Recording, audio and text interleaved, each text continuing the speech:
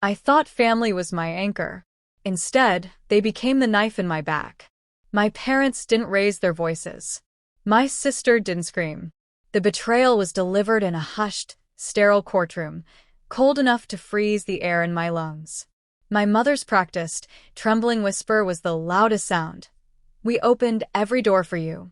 You chose to burn the house down." My father's silence was his agreement. My sister, Elena, just stared at the wall, her mind already tallying my ruin. My attorney was a statue of calm. Then the judge paused. He looked over his glasses, directly at them.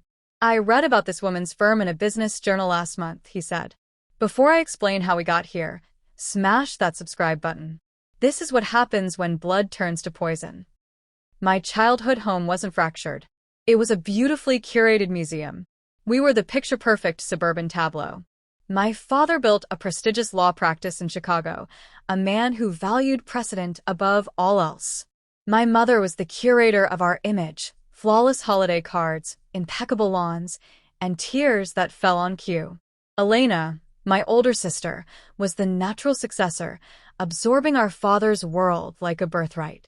I was the outlier. Not a punk, not a rebel. I was just elsewhere. While Elena debated case law, I was dismantling old computers, obsessed with codes, vulnerabilities, and building invisible shields in the digital world. I once tried to explain a security concept at dinner, drawing on the tablecloth. My father chuckled. "Cute hobby, Liv." My mother smoothly changed the subject to Elena's latest internship. Those quiet dismissals were death by 1,000 cuts. Praise heaped on Elena for potential, critique reserved for my unfocused curiosity. I left not with a bang, but a gradual fade. I married Leo, took his name, and built my cybersecurity company in deliberate silence, brick by brick, in a spare room that smelled of coffee and determination. For years, my world was that room. I didn't need their applause. I just needed them not to notice. And for a while, they didn't. Success didn't roar. It hummed. A major bank quietly became a client. My team grew to 30 people. I mastered the art of vague answers. "I'm in tech, it's busy, nothing exciting." But the silence that once protected me became a vacuum they filled with their own narrative. The shift was subtle. Elena began texting articles about tech sector volatility. "Must be scary without a safety net," she'd write. My father started asking pointed hypotheticals at family dinners about liability for reckless startups. The concern was a thin veneer over something darker: reconnaissance. The catalyst was a bland family brunch. Elena mentioned, offhand, hearing I'd landed a few contracts. Her smile didn't reach her eyes. They were calculating. That night, I told Leo the walls felt like they were closing in. He simply nodded. "They've realized you built a castle, and they weren't invited to be king."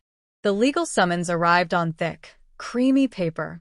It claimed my company, Aegis Dynamics, owed Elena $1.8 million in unpaid loans and services. The documentation was elegant, confident, and utterly fictional. The coldness was breathtaking. This wasn't a heated act of jealousy. It was a corporate takeover executed with family intel. They decided to legally dismantle me. My lawyer, Simone, was ice. "This is a pressure play," she said. "They want chaos, panic, a settlement. They are betting on your heart, not your head." So I gave them neither. We mobilized like a military operation. Audited financials, bank records, every clean, hard proof of my company's health and their forged signatures. In court, they performed perfectly. My mother's silent tears. My father's stoic nod of disappointment.